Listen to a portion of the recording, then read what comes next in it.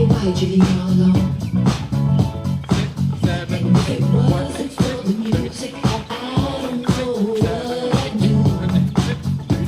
Yeah. 5 and 6, 7, Last night 8. a DJ saved my life. 5, 6, 7, 8, 1 and 2, 3, 4, 5, 6, 7, 8, 1 and 2, 5 and 6, 7, 8. Cool? Alright. Okay, so the 3 moves that we put together just now are pas de bourrée, swirl, and crisscross. I encourage you to explore different ways of putting them together, different ways of incorporating different grooves, playing with it, making sure you know how it feels to do certain moves, certain transitions, certain combinations.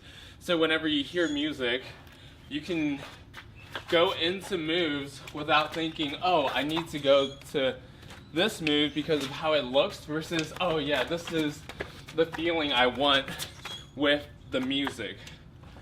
Yeah, so thanks for watching.